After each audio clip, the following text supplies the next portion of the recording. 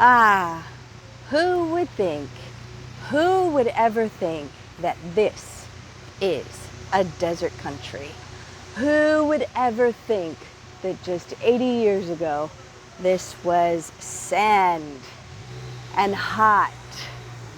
Who would have thought?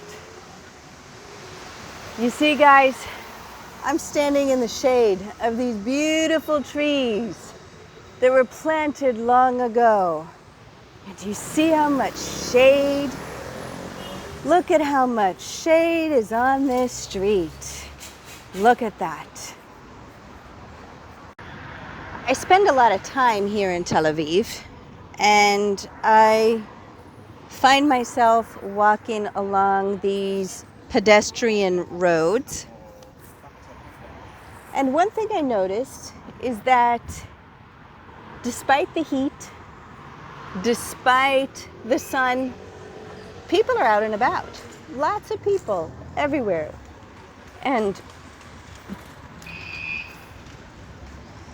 I like to sit back and just watch people passing by. And I know that it's hot. I know. And one of the things, and yeah, it can be warm out. But on the other hand, it's not too warm out. For example, if I was to walk along the beach, I would be sweltering at the moment. But I am not walking along the beach. I am sitting on the bench in the middle of the afternoon in 29-degree temperatures and very, very high humidity, like really high humidity. It's not really the heat that is warm, it's the humidity that is warm. But I don't feel it so much because I am under shade trees, and there is a lot of shade in my area. Ah, that breeze from the sea. So there have been studies done about heat islands in urban areas. A heat island in an urban area is essentially a city or a neighborhood that has very few trees, very little shrubbery, and there's no shade, there's no protection from the elements, and that increases the temperatures of that city, especially when people are running air conditioners. The more air conditioners that are run, the hotter the environment outside, because all the heat that's taken from inside apartments or homes is placed out on the street. And if you stand next to an air conditioned unit outside of a building, you'll feel how hot that is. So essentially, using an air conditioner, you're heating up your city. One of the things that can cool down a city is planting trees, shrubberies. That is one of the best ways to reduce the temperature. Now, right now, I'm sitting in high humidity Tel Aviv, but I'm under a tree. There are plenty of shade trees around me. I mean, just take a look over here. See over there, all those shade trees? Essentially, the streets have sun, but the sidewalks, like where I'm sitting, are shaded for the most part. And that means, I feel that breeze. Do you see the breeze in my hair? And that means that overall, the temperatures are cooled down. And where people are walking is cooler, and where people are driving in their cars is warmer. So even though the temperatures, right now, the temperature is 29 degrees Celsius and high humidity, it doesn't really feel that hot. And as you can see, there are people out and about, people enjoying their time here in the city. For example, see all those people over there in the cafe? Lots of people out there, outdoors. And then you just see people walking around, doing what they need to do here in the heat. But it doesn't feel as hot as another place that doesn't have trees. A lot of the newer neighborhoods, a lot of the new cities here in Israel don't have mature trees yet. And going outside, taking a walk in those cities is really difficult to do in the middle of the afternoon. And you don't really find people out and about in those areas.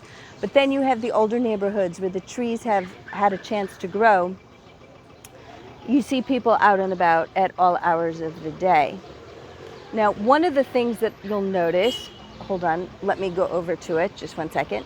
If you see this street, this is your typical Tel Aviv street.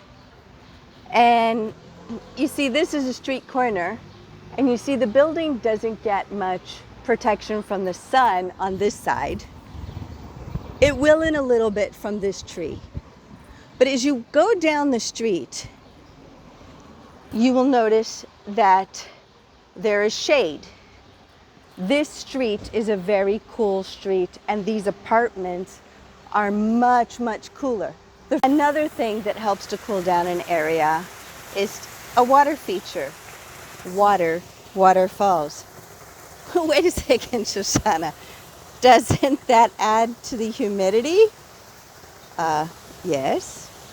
But here's the thing. It also creates movement of air. The water becomes a heat sink.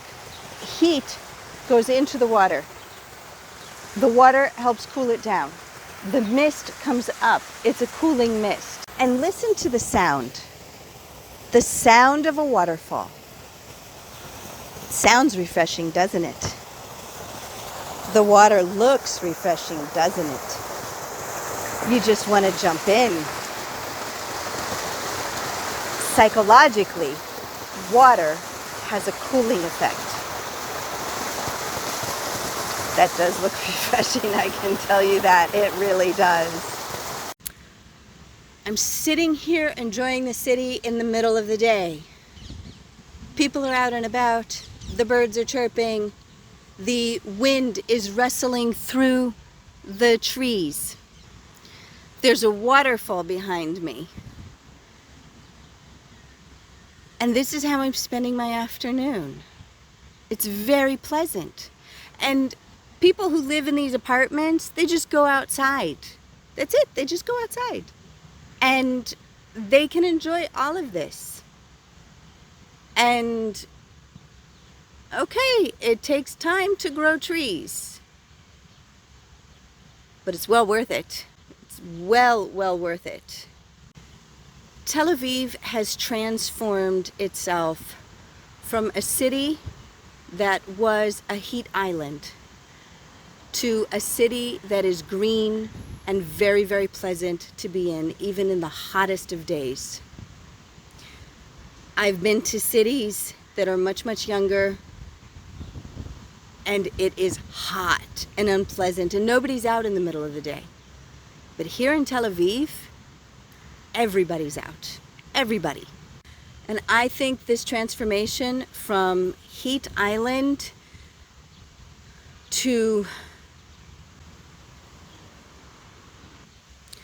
a city of pleasant outdoor experience at all times of day, to a city where there are trees, waterfalls. Look at this street. Just one second, look at this street. Do you see this? You have where the cars drive, you have the bicycle lanes, and you have the walking areas. And then again, where cars drive. Now, when this street was originally planned, they planned for it to be a boulevard and a place for people to leave their apartments and create kind of a community here in the center of the street. And then the trees would grow up and become shady. It was also meant for the people living in these buildings that they should be able to come out and just meet each other here in the middle of the street. You've got the grass, you've got the flowers. See, you have the flowers and you have the trees. Now, when this street was first built, of course, they had to wait for the trees to get tall. Yes, they did. And Tel Aviv did it at a time when there was a major shortage of water. So it took a long time, many decades, for these trees to get tall enough to provide shade. And this is one street where it's minimal shade. But the city of Tel Aviv did not just remain satisfied with these trees on the edges. You see that? These trees on the edges, they don't really provide as much shade as the city had originally hoped. So what did they do? They planted more trees in the center between the sidewalk and the bicycle lane. So these trees are now providing more shade. So you have the tall tree there, the tall tree there, and then this tree. Notice they are not all the same type of tree. There is symmetry where you have this type of tree and that those two are the same type. And then you have the palm trees are the same type, but then in the middle is a different type of tree. But this combination, especially when these trees get taller, are going to cover this entire boulevard. And then this will be almost like a mini air-conditioned area. And one of the reasons why I say that it's going to become like a mini air-conditioned area is because you follow this street another 4 blocks and you come to the sea. And all the breeze that you see actually, and what I feel, is coming from the sea. Very easy to create a cooler environment. It's just a matter of doing it. And it doesn't have to cost a lot of money. Trees are very inexpensive, especially in the long term, and the benefits that you get from them. Until next time.